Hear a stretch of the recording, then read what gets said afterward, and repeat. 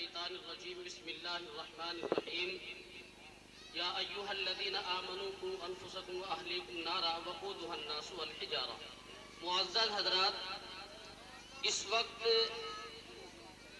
میں بیان کرنے کے لیے نہیں آیا ہوں، بلکہ میرے چھوٹے بھائی مولانا منور صاحب، یہ ان کا بڑا پن ہے، انہوں نے مجھے حکم کیا ہے، اس لیے میں یہاں آ گیا ہوں۔ اصل ہمیں تو اپنے جو معزز اور مقرر علماء کرام، موقر علماء کرام اسٹیج پر تشریف فرما ہے، اصل ہم کو ان کو سننا ہے۔ ہم تو اپنے گھر کے آدمی ہیں، اس لیے ہمیں یہ ضرورت نہیں ہے، کیونکہ ہمارے معزز علماء کرام اسٹیج پر تشریف فرما ہے، ایک لمبی فہرست ہے ہمارے علماء کرام کی۔ اگر ہم نے ان کو نہ سنا تو ظاہر سی بات ہے کہ یہ اچھا نہیں ہوگا، کیونکہ ہمیں تو ان کو سننا ہے۔ لیکن مجھے حکم ہوا ہے تو اس لیے صرف 3 باتیں آپ کے سامنے مجھے رکھنی ہے، اور بس انشاءاللہ میں اپنی بات کو ختم کر دوں گا۔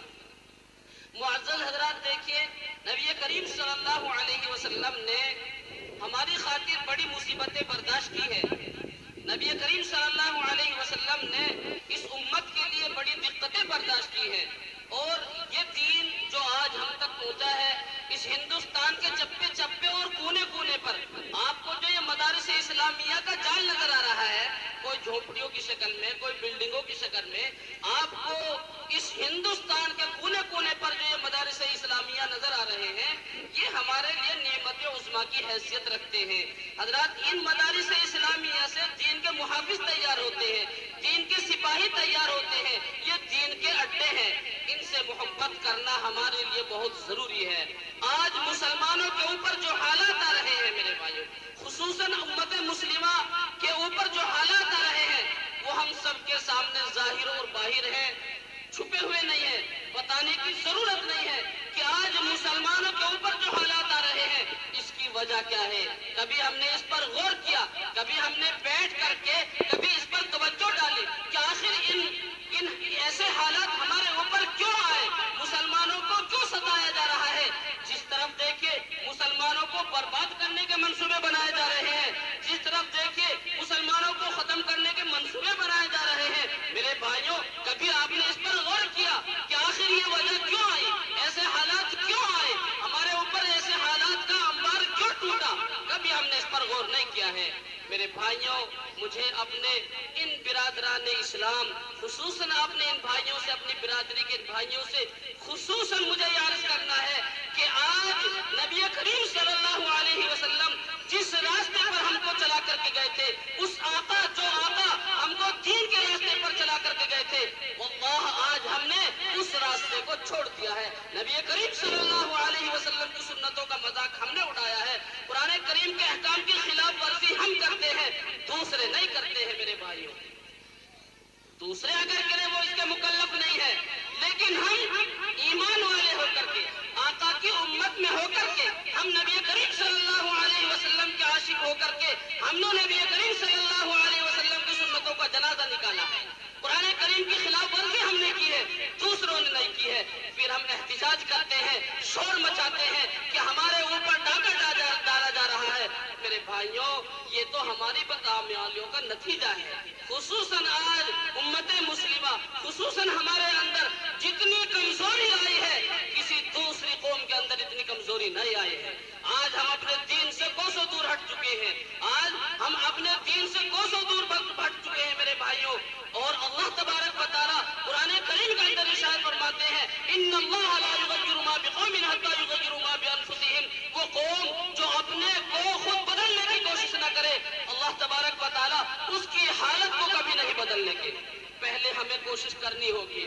آج مسلمانوں کے اندر جو برائیاں اور جو غلط باتیں اور اپنے علماء کرام سے بدزن ہونا اور مدارس اسلامیہ سے دور ہونا، یہ ہمارا پیشہ بن چکا ہے، یہ ہمارا پیشہ بن چکا ہے۔ آج ہمارے دلوں کے اندر علماء کرام کی طرف سے بدگمانیاں پیدا ہو رہی ہیں میرے بھائیوں، ورنہ ایک وقت تھا کہ علماء کرام کی باتوں کو سننے کے لیے لوگ کئی میل سے سفر کر کے آیا کرتے تھے۔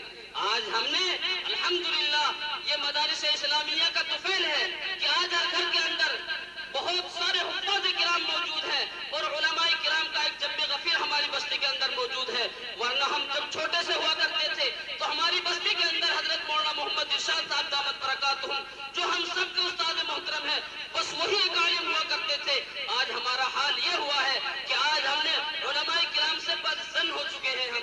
مدارس اسلامیہ سے ہم بالکل دور ہوتے جا رہے ہیں میرے بھائیوں.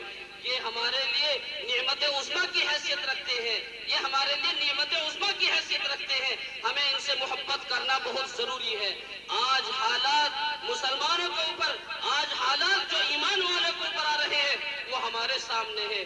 اس لیے میرے بھائیوں ہمیں ان مدارس اسلامیہ سے محبت کرنی ہوگی, علماء کرام سے محبت کرنی ہوگی. یہ ہمارے جو علماء کرام ہیں, خدا کی قسم میرے بھائیوں ہمیں ان کی محبت کرنی ہوگی, ہمیں ان سے محبت کرنی ہوگی. اس ملک کے اندر جو آپ یہاں بیٹھے ہوئے ہیں, آپ کے سروں پر جو ٹوپی رکھی ہوئی ہے, آپ کے دل کے اندر جو ایمان ہے, آپ مسلمان کہلانے کے جو قابل ہیں, خدا کی قسم میرے بھائیوں اگر حضرت ہمارے اکابر علماء کرام, ہمارے بزرگان دین, خصوصاً جن میں حضرت مولانا قاسم نانوتوی رحمۃ اللہ علیہ ہیں, اگر بر وقت وہ ہندوستان کے اندر مدارس اسلامیہ کا جال نہ پھیلاتے, اگر یہ مدارس اسلامیہ نہ ہوتے میرے بھائیوں, میں قسم کھا کے کہہ سکتا ہوں کہ آج اس ہندوستان کے اندر مسلمان کا کوئی نام لینے والا موجود نہ ہوتا, اللہ کا کوئی نام لینے والا موجود نہ ہوتا. یہ تو ہمارے اکابر اسلاف بزرگان دین نے بڑی قربانیاں دے کر کے ان کو سینچا اور پروان چڑھایا ہے میرے بھائیوں. آج جو ہمارے سروں پر ٹوپی رکھی ہوئی ہے, لیکن افسوس سے افسوس آج یہ قوم, خصوصاً میری قوم, آج کہاں جا چکی ہے میرے بھائی. آج اس قدر بدسن علماء کرام سے, مدارس اسلامیہ سے اس قدر بدسن کہ طرح طرح کے جملے ہم کہتے ہیں دوسرے نہیں کہتے ہیں. اور آج نہ ہماری یہ قوم ترقی کر رہی ہے اور نہ ہی یہ علم کے اندر آگے بڑھ رہی ہے.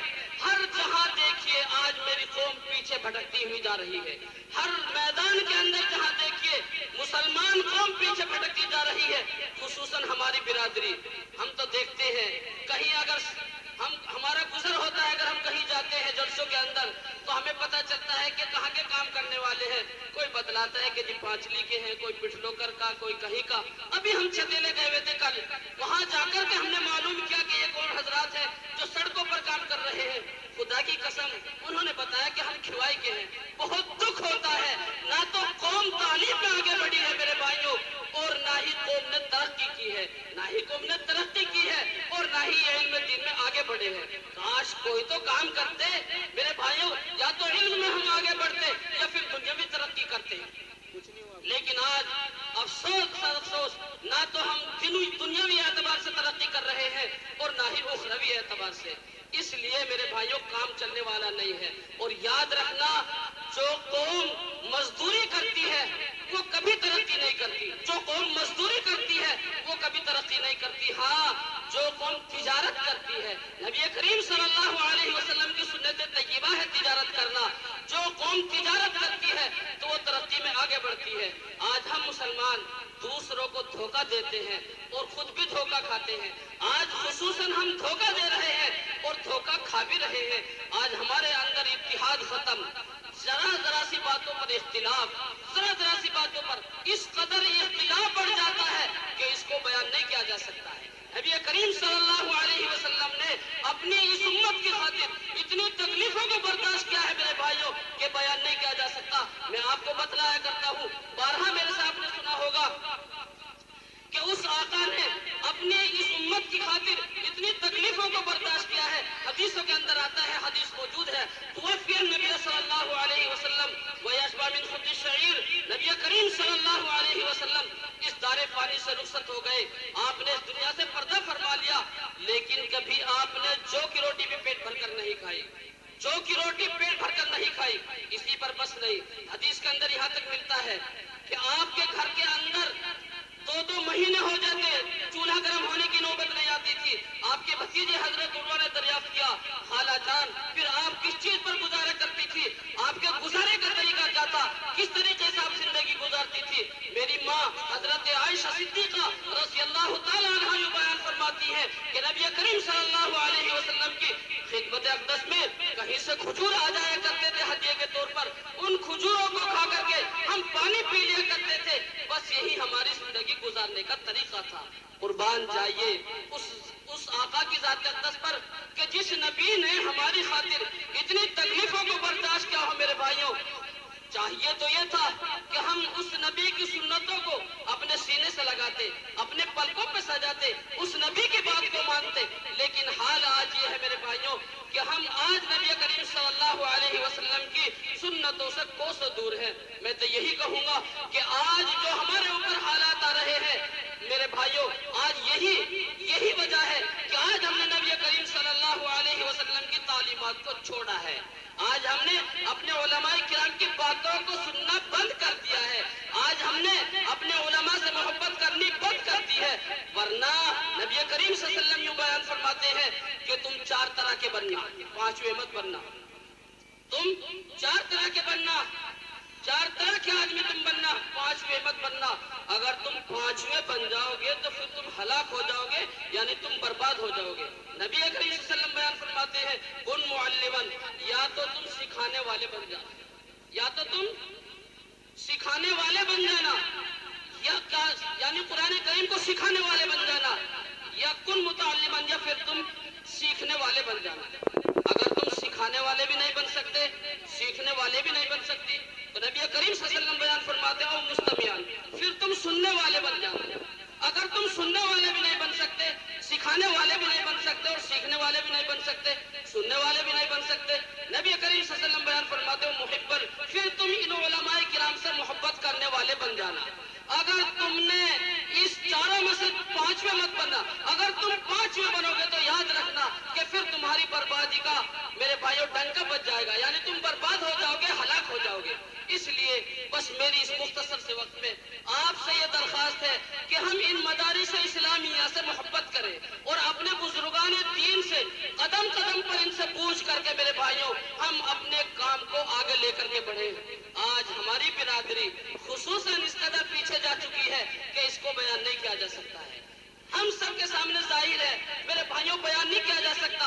हमारे नौजवान बच्चे जिनकी जिंदगी दीन के अंदर लगनी चाहिए थी, आज हमारे वो बच्चे चौपलों पर खड़े होकर, चौराहों पर खड़े होकर वाही तबाही में मशगूल हो जाते हैं। उनकी कानों के अंदर लीड लगी रहती है। और हाल ये है मेरे भाइयों कि जब सोते हैं तो कानों के अंदर लीड लगी रहती है, और जब उठती है तो भी कानों के अंदर लीड लगी रहती है। तो बताओ ये कौम तरक्की करेगी या पीछे जाएगी? आप ईमानदारी से बताओ कि वो कौम जो अपने काम से हट चुकी हो, जिसको अपना वो तरीका याद ही न रहा हो, उसको पता ही न रहा हो कि अल्लाह तबारक व तआला ने इस दुनिया के अंदर तुझको क्यों भेजा है, तो बताओ वो कौन तरक्की कर सकती है? हरगिज तरक्की नहीं कर सकती। इसलिए मेरे भाइयों हमें बदलने की सख्त जरूरत है, हमें अपने को सुधारने की जरूरत है। आज जो हालात हमारे ऊपर आए हैं, वो हमारे ऊपर जो हालात आए हैं वो हमारे करतूतों का समरा है। आज जो इन बादशाहों को, जिनको अल्लाह तबारक व तआला ने हमारे ऊपर मुसल्लत किया है, हम इनको बुरा नहीं कह सकते क्योंकि ये हमारे आमाल है। हम इनको बुरा नहीं कह सकते मेरे भाइयों, हमारे आमाल ऐसे हो चुके हैं कि अल्लाह तबारक व तआला ने इनको हमारे ऊपर मुसल्लत कर दिया है।